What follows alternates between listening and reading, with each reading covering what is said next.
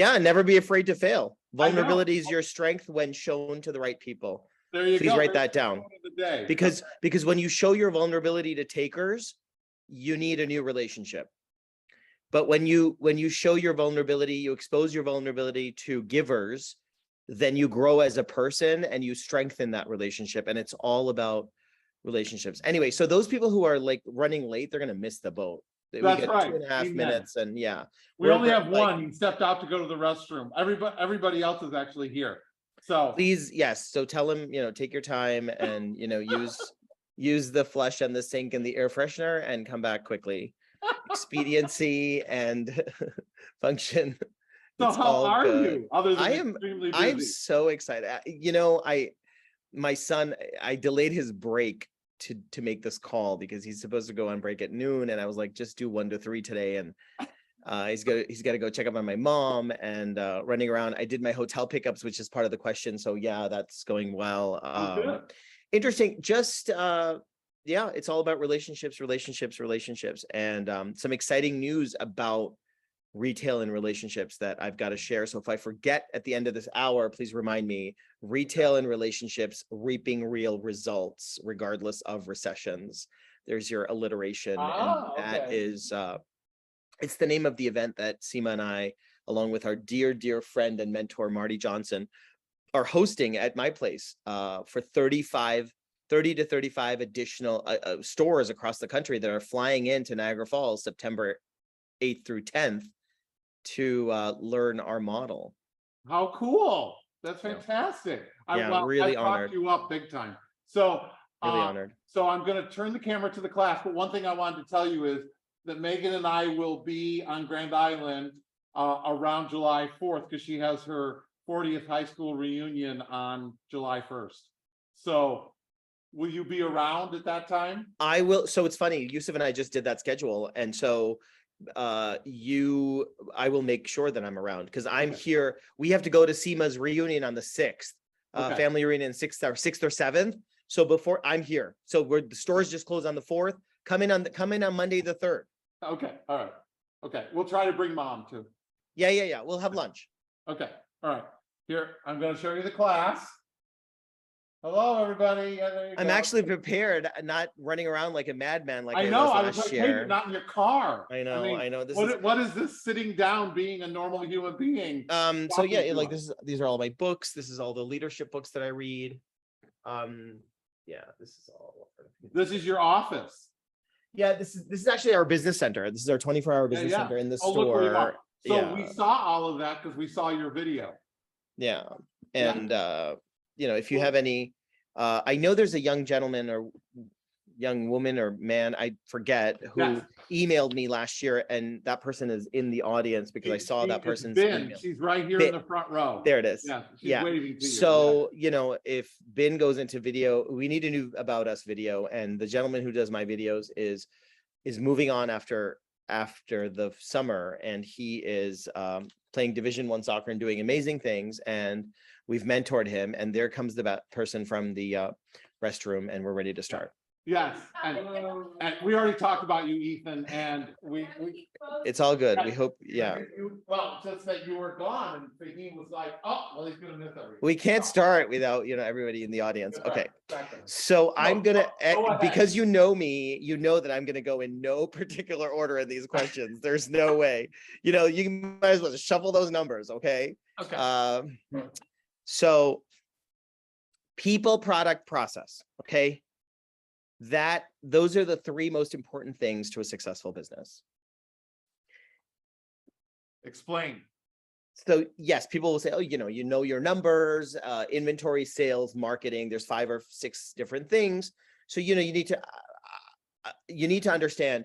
You have to hire the people that, and this is where I talk about vulnerability is strength. You have to hire the people that have strengths that are your weaknesses. And I know we talked a little bit about this last year, but I'm just honored, grateful, blessed, and very thankful to have my life partner, my wife, as the official owner of the business, and her strengths are my weaknesses and vice versa. So she does all the printing, design, all the creative parts, and then I do the marketing, the reach out, the emails, the relationship building, and then she takes care of merchandising and retail as well.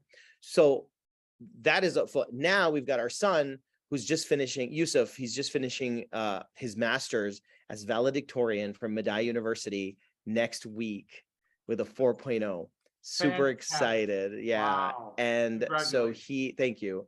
And so he is coming on board for a year to take the business to the next level before he goes and launches his own thing or gets hired, for oodles and oodles of amount of money wherever in the country or in the world. Maybe someone in Singapore is going to have him, or because he wants to move to Malaysia and work in Singapore and all these wonderful, beautiful things, which brings us to one of the questions. Don't be limited in your mindset. So the people make the biggest difference. It's people. Marcus Lemonis, product, what you're selling, where you're selling it, okay, and why you're selling it. Why are you selling it? And so this shouldn't be a daunting thing. If you don't have a passion for what you do, then get out of the business. But if you have a passion for what you do, make sure you're the best at it. And the case in point I like to make is, as far as printing and storage and mailboxes and shipping and packing, those are our 5 big rocks, if you will, the 5 biggest things that make us money, but also the 5 biggest things that we do well. We want to be the Guillaume, what's his name? There's a child. If you can tell me on TikTok, I don't have TikTok, but I know like all the TikTok trends and whatever. But I know the kids will. Yes. So his name is Amaury Guichon, and I took French for 7 years, and I'm probably going to butcher, but it's Amaury. He's in Las Vegas. He's a French chocolate chef, and he does everything with chocolate. You know what I'm talking about, right, Ethan? Yeah. His name is Amaury Guichon. And he was commissioned by Wall Street to make the Wall Street Bull out of chocolate. And they rang the bell and he made it. And it was like $75,000 to make one chocolate bull. And then they ate it. Because when you're the best in the world at something, people will pay you gobs and gobs of money to do what you do and serve people and meet your passion. But to get there, people don't realize to get there, there's a gob amount of work and effort that's required. So let's start at the beginning. How did we start? Did that answer, Michael? Is that good? It did. Yeah. And they might have related questions to that as we Great. So go ahead. So and I want to know how everything started and where you're at. So everything started, I moved, we wanted to move close enough to my in-laws who were living in Greenville, Pennsylvania at the time, next to the Amish, which is about 2.5 hours from here. It's in Mercer County, Pennsylvania. And my wife did not, I grew up in Long Island, New York City. My kids, 4 of my 5 kids were born in Long Island. And my wife was from a very farm town in Pennsylvania, and she didn't want to raise our kids in that environment where I got married and lived. And there were a lot of different factors that happened, which we will get along very well if we talk about it in private and not on a recorded Zoom call. But shortly after 9/11, we made the decision to move. And a lot of it had to do with raising our kids. And I think hindsight is 2020. It was the single best decision of my life, listening to my wife in my life. Just write that down. It was really the pivotal moment because there was so much haziness and so much confusion when we moved. We got here April 1st, April 2nd, 2005, and it snowed. And I couldn't fathom, right? This is Buffalo, Western New York. And I moved from a place, it never snows past February. We didn't think it snowed in March, but it snowed in April. And I thought that was a harbinger of let's move back. It was actually a harbinger of clarity, and things will get really awesome if you just stick it out. So wipe the snow away, the sun's coming out, and it's going to happen. And when that happened, it was amazing because we didn't choose the place. This goes to the other question. We didn't choose the place chose us. I went, my wife was expecting our 4th child, my 2nd daughter. And in 2005, she was going to be born. So in 2004, we knew we wanted to move into the Buffalo area. So I flew in to Buffalo. I don't think I ever told you the story, Michael, but I flew into the Buffalo area, and I went to look at every single townhouse and place and rent. I went to Clarence, Williamsville, Lackawanna, South Buffalo. I went to all these places, and I came to Grand Island, and I didn't know at the time, thankfully, what type of community this was that was so insular at the time. It was surrounded by bridges, and it's hard to get to, and not knowing anything, I just landed at the townhouse place. Now, nobody would hold. I needed them to hold. I'll pay the rent first month, last month, but I need you to hold the place for me for 6 months because my wife is having a baby and I cannot, there's no way that I can move back then. Now, today it's unfathomable because I know my son's older one's moving to Chicago, and they say, if you need to a June 1st move-in date, don't even think about it calling us until May 1st. So you all are in a very interesting market, but thankfully we were back then too, and everybody said no, including the place on Grand Island. I'm driving to the airport to get back on a flight to JFK. The phone rings, and it's the person, I think it's Wayne or someone from Town Hall Terrace on Grand Island.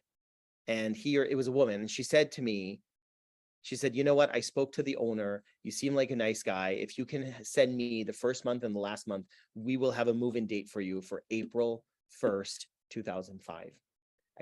I got back to New York. I FedExed the check, and the rest is history. So I moved here. I had a leather business. I was doing online before it was popular. I was selling personalized leather gifts. The name of our company is still Creative Leather Concepts, Inc., and the DBA is Island Ship Center. Most people don't know that except the IRS, but that's a different story. And so... No, we talk about that. So we've actually talked about all the legal ramifications because they're each doing a business plan. Yeah. And so we talked about all the legal considerations and doing business as, and so they actually kind of understand that concept. So, yeah. And so thanks to you all and everybody else, if you want to, for the 17th anniversary, we just updated our About Us page on our website, and it's actually very current. So if you want to go take a look at that, I'm very proud of it because I didn't write it. My dear friend Marty helped me wordsmith that. And I think it's written very, very well. It encompasses our whole history from 2006 to the present. And it also encompasses all the plethora of services. You can't imagine what has happened. I can't imagine when I look back, especially because, all of that is in my warehouse. It's in my people. It's in my office. It's in my store. It's definitely not in my bank account. And that's why it's so hard for me to imagine. Moving on, small business probs. So, we kept on growing the business, or wanting to grow their business, for 7 years. And from 2006, so I got the idea. I always loved shipping, logistics. I used to order before the internet. I know these people can't even imagine what before the internet. We used to call in our credit card numbers and order stuff from a little thing, like a catalog of things. And LL Bean, and LL Bean now. So right. So, 1-800, you call the number and you speak to a nice person and you say, oh, this looks really good. These shoes are made in USA, and these boots. And so I was very much into that. It's very, very antithetical to my culture. It's something that, even now, South Asian people don't do a lot. And so I was very avant-garde back then. And I just loved the movement of packages and loved getting packages at my door. And I just, I loved mail. I loved checking mail. I loved going through junk mail. I know, weird, right? Bizarre, but normal people never really make headlines. So remember that when you make sure you make headlines, and make sure they're positive. Okay. 2 parts to that sentence. Always make headlines and make sure they're positive. Right. And be so good they can't ignore you. That's Steve Martin's quote. And Eric Thomas, his quote is, okay, repeat after me, because I don't want them to go to sleep because I'm telling you the story, and I don't want to hear yawns. Be phenomenal or no, say it louder. Be phenomenal or be forgotten. be forgotten. Hashtag Fahim fix.